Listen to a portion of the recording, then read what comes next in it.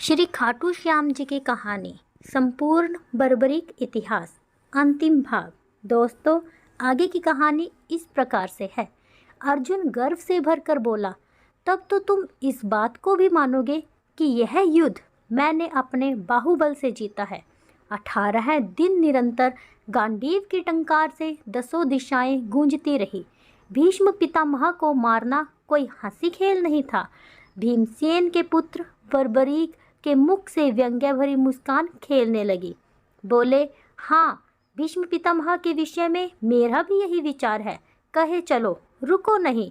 अर्जुन फिर बोला, मैंने भगदत्त जैसे महाबली को मार गिराया, द्रोण को निस्तेज कर दिया था, और कर्ण जिसके भय से धर्मराज युधिष्ठिर को रात भर नींद नहीं आती थी, उसका वध भी मेरे हाथों ही हुआ है।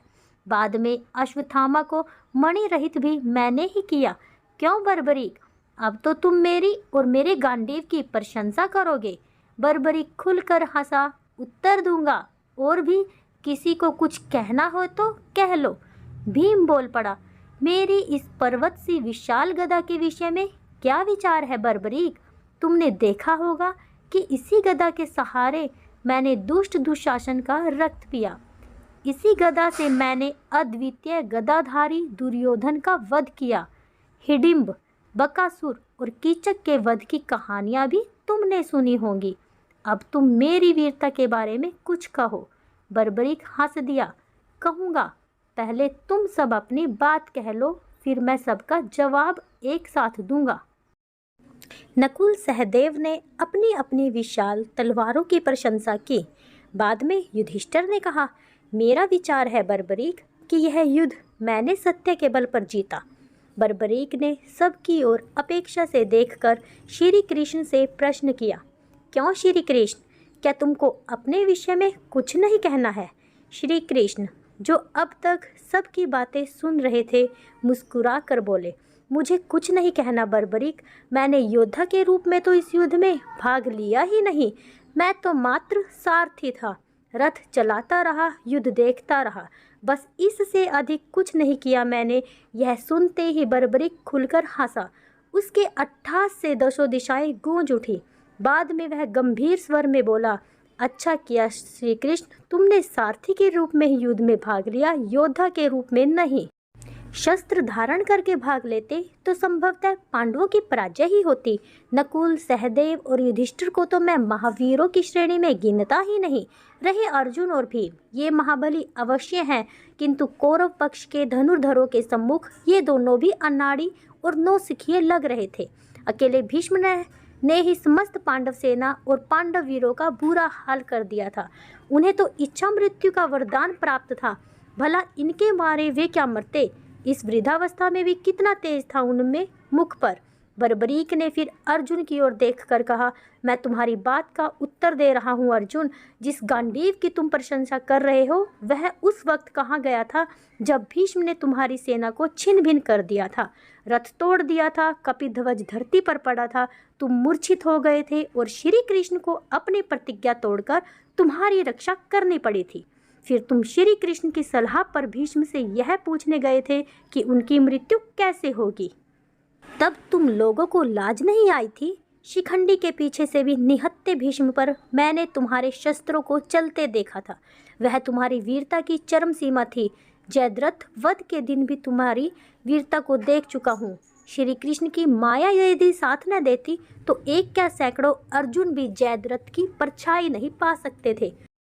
तेजस्वी वृद्ध आचार्य द्रोण ने तुम्हारी और तुम्हारी सेना की जो दुर्दशा की थी, वह भी किसी से छिपी नहीं है। तब तुम्हारा बल तेज कहाँ गया था? युधिष्ठिर कितने सत्यवादी हैं, मैंने यह भी इसी युद्ध में देखा। श्री कृष्ण की सलाह पर अपने गुरु के सम्मुख जाकर उन्होंने झूठ बोला, जीवित अश्वत्थामा को मृत बताया, क्योंकि पुत्र शोक ही उनकी मृत्यु का कारण हो सकता था। यह सुनते ही युधिष्ठिर बोल उठे, भूलते हो बर्बरीक, मैंने कहा था अश्वत्थामा मर गया है, किंतु नहीं हाथी। बर्बरीक उत्तेजित हो उठे, क्रोध से बोले, नर नहीं हाथी।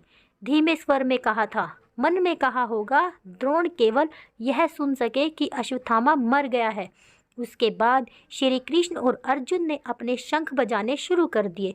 क्यों, यह सब पहले से ही निश्चित था ना? बर्बरीक आगे बोले। सुनो अर्जुन, कर्ण के बाणों के सामने तुम्हारे दिव्यास्त्र कहाँ गए थे? उन बाणों को विफल करने के लिए उन्हें चलाया तो था, पर असफल रहे, क्योंकि सच्चाई यही है ना। श्री कृष्ण ने उस वक्त घोड़ों को बैठाकर अपनी और तुम्हारी रक्षा की, फिर भी तुम्हारा मुकुट कट गया। और सुनो, निहत्थे कर्ण को मारते हुए तुमको लाज नहीं आई होगी।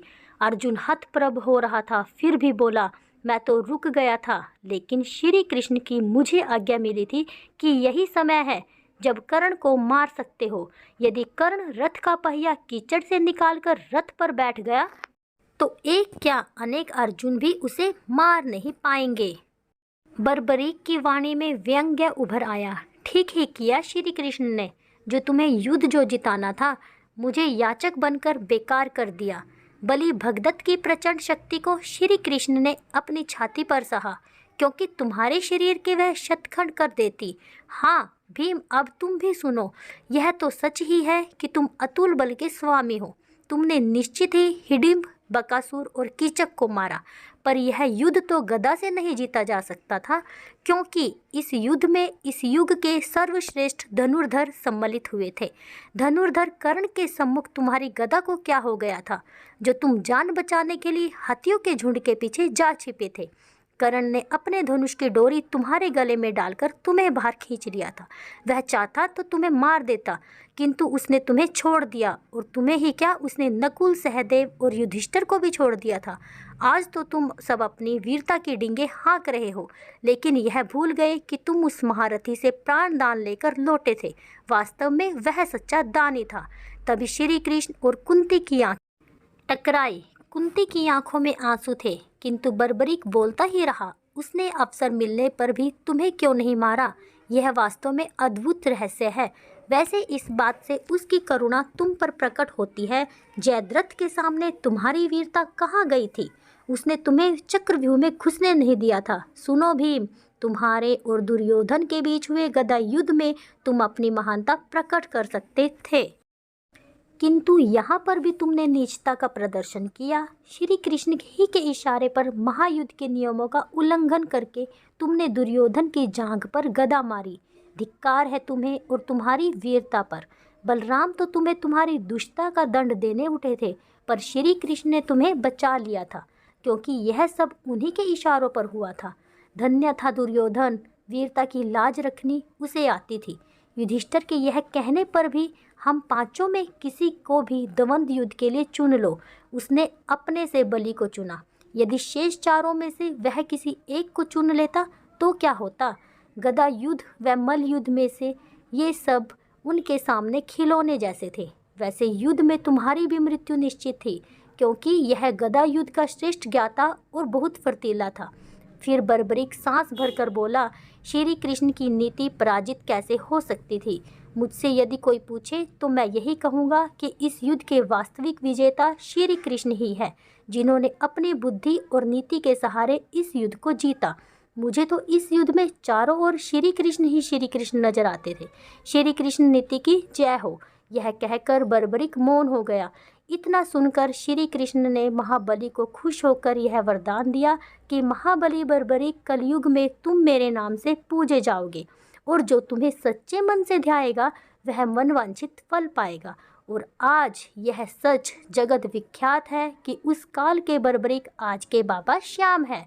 आज सारा संसार उन्हें शीश के दाने के रूप में जानता है, और जो भी सच्चे मन से इनकी शरण में खाटू श्याम जी जाता है, उसके समस्त कारज प्रभु श्री श्याम पूर्ण करते हैं और उसके जीवन को सुख, संपदा व खुशियों से भर देते हैं।